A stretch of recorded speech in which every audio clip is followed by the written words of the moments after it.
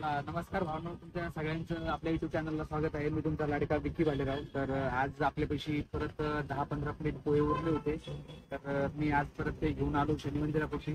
तर तुम्ही बघू शकता ते आपली बघा गरिबीतली आपली गरिबांची म्हणा किंवा माझ्यासारख्या मानवांची सेवा आहे.